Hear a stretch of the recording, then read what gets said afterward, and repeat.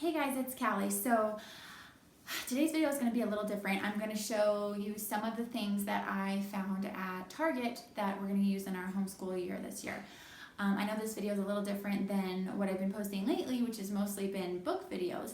And I know a lot of you are subscribed for the book videos, so I just wanted to comment real quick and say, if you're here for the books, don't worry, because I'm going to be making more book videos. But I probably will be including some homeschool related videos on my channel, especially as we're gearing up for the new school year. But I'm going to try to keep it like at least half and half for book videos and homeschool other videos. So stick around if you still want to hear about the books, because I'm not giving up on that. But today I'm just going to talk about some homeschool related things. So I'm just going to show you a few of the things that I found at Target. I got a couple decorative items, but then a lot of the things that I found I think will actually be useful in our homeschool this year. I tried to control myself because I know people always spend too much at Target, but I think I did a good job. So this is what I got. So first thing I got was this cute little banner. It just has different colored tassels, and I'm gonna just hang this in the schoolroom to decorate the schoolroom. And a quick note on schoolrooms. If you look back in my channel, you'll see that I filmed a video at our previous house about why I don't think it's necessary to have a designated homeschool room. And I still stand by that, but when we moved to this new house, we had this formal dining area that we knew we weren't going to use for a formal dining table. And so it was just going to be pretty much sitting empty. So we just decided to turn it into a school area. And it's been pretty nice to have a little nook where we can just kind of tuck away and do some school. If the little ones are playing in the living room or in the playroom here, we just have this little place where we can just work on school. So it's actually been pretty nice for that. I wouldn't have thought about doing a homeschool room, but since we had this plain space, we just thought we'd go ahead and use it for that. And it's actually worked out pretty well with the fact that I've got little kids still too. So just a side note on that. The next thing I got was these. I'll just show you. These are little magnets for the fridge that have shapes and numbers on them. I bought this for the little kids. I don't buy that many preschool resources. As far as preschool goes, my philosophy is that kids at that age learn mostly through play. So we don't do too much formal learning for preschool. But I thought these would be great to go ahead and just stick on my fridge. And that way, I'm sure my littlest girls are going to be playing with these as they're on the fridge, and it'll be just a good natural way for me to teach them some numbers and shapes. So I thought that would be just a nice little thing for them. Okay, the next thing I found were these great blank books. These came in a pack of 8 for $3, so that's pretty inexpensive. When I was in elementary school, I remember illustrating my own stories in blank books, and it was so fun. So I've been on the hunt for some for my kids for a while, but the ones I've seen at different craft stores and things like that have always been like $1 a piece. And I get a little nervous about giving my kids something that costs $1 a piece because I want them to use it well. And so if they just scribble in it, I'm just going to be sad. So these are actually ideal because I can give them to the kids. If they scribble in them, it's not that big of a deal because I don't think they come out to that much. Definitely less than $1. What would that be? 8 for 3. I won't do the math now, but I think it'd be less than 50 cents. So I feel less anxious about giving them these, and I think it'll be a fun little addition to our writing curriculum this year. Next thing I got was just these watercolor pencils. I think these are fun.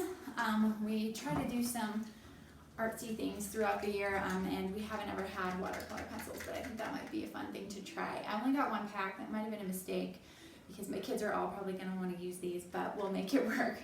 The last few things I have here are kind of just learning resources that I'll probably go ahead and give the kids when I'm busy doing something else, like putting my littlest one down for a nap or cleaning up after lunch or things like that. Sometimes, especially my bigger kids, if they're in the flow of school, I don't necessarily want that flow to get interrupted, and so it's best to have a little activity like this that I can keep them doing for a little bit of busy work while I am temporarily distracted, and then we can come back and kind of stay focused, if that makes sense. Sometimes I feel they need breaks between subjects or lessons, and sometimes we're just on a roll and I don't want to just let them go off and get involved in something else and then have to try to call them back. These are going to be great tools for that. So first I got these little these little learning dice For math, these ones have numbers and addition, subtraction, and the equal sign. So they can just roll it and practice math facts. I just thought that would be a good little busy thing for them to keep doing, and just a more fun way to review math facts too. So that will be fun. And then I ended up getting 3 resources for word spelling and word building kind of tools. So first, I also got these. They are just like, well, I won't open them, just like the math dice, except they have letters on them. When I was trying to decide which like word building resource, I don't know what you want to call this, tool that I wanted to get at Target, there was 3 different ones I wanted to get, and I couldn't decide which one to get. So I asked the kids, which one do you like? And of course, they all 3 said different ones. So my daughter really liked these, and I think she'll have fun with those. Okay, this is another word building tool that I got. So my son thought this one looked fun. It's just a little spinner to build words with. I thought it'd be great if I need to keep him busy for a little bit, just to hand this to him and say, build as many words as you can with this in 10 minutes or whatever. And I just thought that would be a fun little tool. And then my younger son, who's going to be starting kindergarten, he liked this one. It's basically the same as the other one, except it has these little pictures on it. What is that? Is that a hand? How are you supposed to build a hand with 3? If you know what word you would build that's 3 letters that would go with that hand, I'd like to know that. I'm not sure this one's quite going to work the way it's intended, but it has a picture and then you're supposed to try to spell it. I thought this would be a good tool because we're going to be dipping into learning to read this year, and it'd just be a good little introduction to spelling as well. So he'll have fun with that. Anyway, and then the last thing I got was just this cute little sign. I just thought it'd be fun to decorate our schoolroom with it, so I got it. And it was cute, and it was only $3. That's all I got at Target. I only spent like $30 on all of this, which I thought was a pretty good total to come out of Target with, because it's like a joke how much people can spend at Target, but I resisted. I didn't buy as much as I wanted to, and I only spent $30, so it was a success. Anyway, that's what I got. If you're a homeschool mom and you found anything good at Target, maybe comment below and tell me what you found. Or go check it out and see if you find anything better that I missed. But I hope you're all having a good day. I'll talk to you soon. Bye.